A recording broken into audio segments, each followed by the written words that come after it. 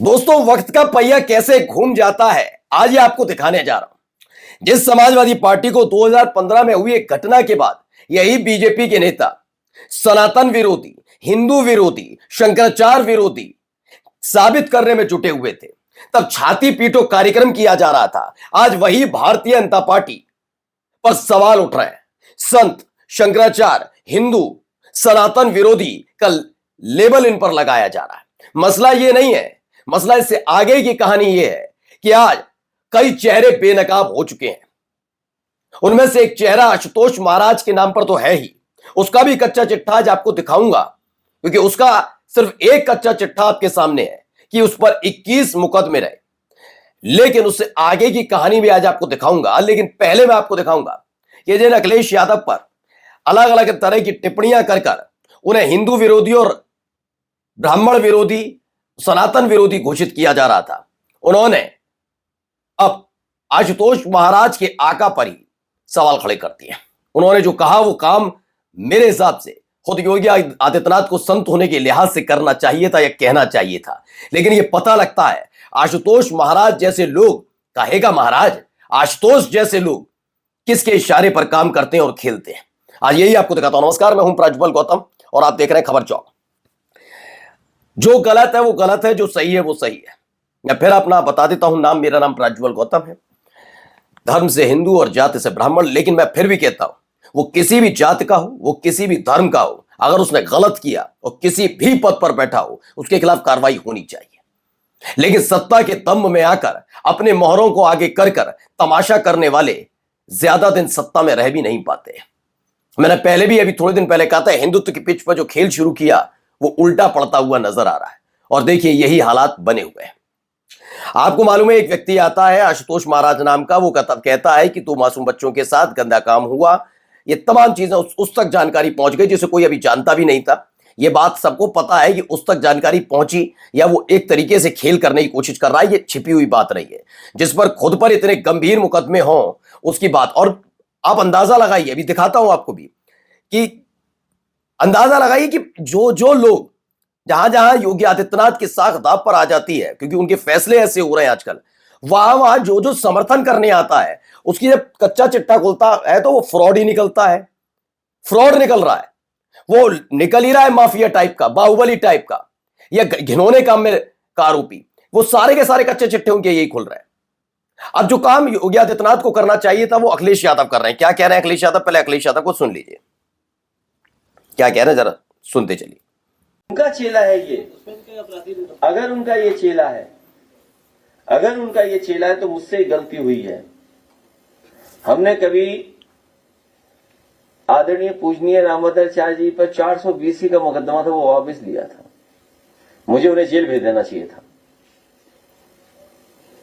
और ये बात गलत हो तो बताइए आप, किसी से पूछ लीजिए आप। हमारे बगल में बैठे भाई साहब। तो ठीक है, कभी कभी विचारों को लेकर के कुछ झगड़े हो जाते हैं। बिल्कुल, विचारों का यह झगड़ा था। कहानी बिल्कुल सिंपल थी, लेकिन जब आपके पास ताकत होती है तो आप उसका बेजा इस्तेमाल कैसे करते हैं, और जब आप पर हमले होने लगते हैं तो कैसे आप संत होने का, महिला होने का आवरण उड़ते हैं, इससे पता लगता है। इस देश की गोदी मीडिया देखी है, वो सारी हदें पार करती है, लेकिन जब उन पर उल्टा सवाल दाग दिया जाता है तो महिला होने का बात में हम महिला से ऐसे, महिला से ऐसे बोला, महिला से ऐसे बोला करते हैं। ऐसे इन दिनों ये चल रहा है। सत्ता का दम तो है आपके अंदर, लेकिन सत्ता ये पता होना चाहिए कितने साल की रहती है ना। मैं कह रहा हूं, मैं पहले दिन से कह रहा हूं कि हो सकता है शंकराचार्य के साथ आपका वैचारिक मतभेद हो, तो आइए ना, एक मठाधीश के तौर पर आप शंकराचार्य से विवाह, जो संवाद करना है, जो भी करना है, जो होता है सनातन परंपरा में, वो करिए। इसके लिए सरकारी तंत्र का इस्तेमाल कैसे कर सकते हैं, पहला। दूसरा, चलिए वो भी आप कर लीजिए, ठीक है ना, वो भी कर लीजिए, क्योंकि हिंदू आपको देखेगा और जो आरोप लगाने शंकराचार्य पर लगते हैं। लेकिन बटुकों के साथ जो बदतमीजियां हुई, उस लिहाज से तो सवाल पूछा जाएगा कि जब नवरात्रि का मौका आता है, जो तस्वीरें सामने आती हैं बच्चों को खिलाते हुए, बच्चों के पैर धोते हुए, फिर वो क्या है? बच्चों से जब आपको प्रेम ही नहीं है, बच्चों को आप पसंद ही नहीं करते, तो काहे बात का ऐसे राम राज लाया जाता है। दूसरा, अब आता है शंकराचार्य वाले मामले पर, अब तक ये आदमी सोया हुआ था। ये भी कह सकता है कि माघ मेले में ये सब कुछ हुआ है, तो इसी आदमी के इसे कोई नहीं जान रहा था अभी तक। आप बताइए, शंकराचार्य वाले मुद्दे पर इसका नाम कहीं सुना, बीच में कहीं सुना, ये बहुत बड़ा वो नहीं। ये कल तरह के ऐलान करता था, यही आशुतोष महाराज जो बना फिर रहा है। ये अपने आप में आधे ऐलान कर रहा था पिंडदान करने का। किसका? मुख्यमंत्री योगी आदित्यनाथ का जी। लेकिन ये समझ गया, इसने अपने एक बार रंग नहीं बदले, इसने कई दफा रंग बदले। कैसे? तो मैं बताता हूं।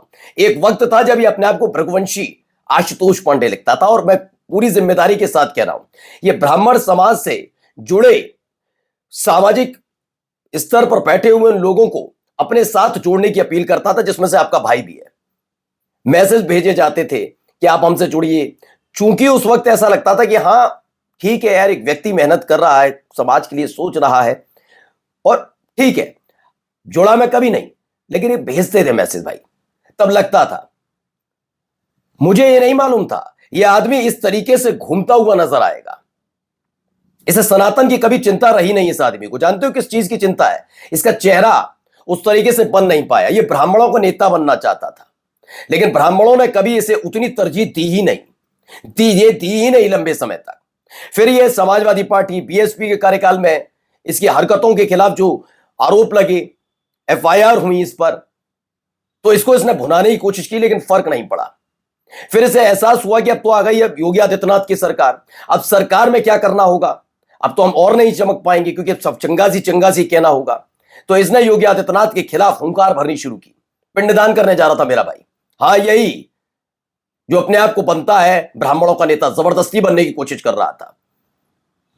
फिर इसे एहसास हुआ होगा पाकर कि यह अच्छा मौका है, जब भारतीय जनता पार्टी में पहले से ही दुफाड़ चल रही है, और इन सब के बीच जब शंकराचार्य वाले मुद्दे पर जिन ब्रजेश पाठक से, जिन केशव प्रसाद मौर्य से मिलता था यह आदमी, उन्हीं के लिए क्या क्या बोल रहा है, अब आप समझिए। ये इसका चरित्र यह निकल कर आया सामने, क्योंकि इस आदमी को फर्क नहीं था। इस आदमी ने कितने बार ट्रैक बदला अपना।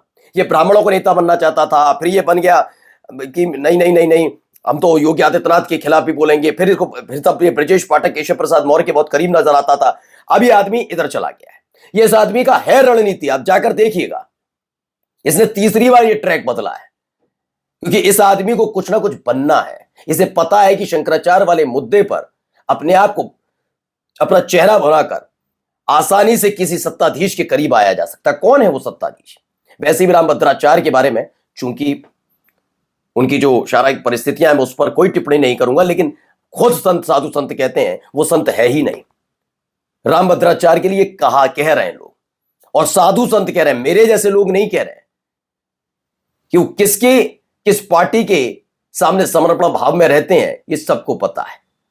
तो जिसने एफआईआर दर्ज कराई, जिसने किया, मैंने कहा ना, जो काम संतों की सरकार होने का दावा करने वाले योगी सरकार को करना चाहिए था, वो अखिलेश यादव कर रहे हैं। नमस्कार। New public inter college Lucknow, admission open.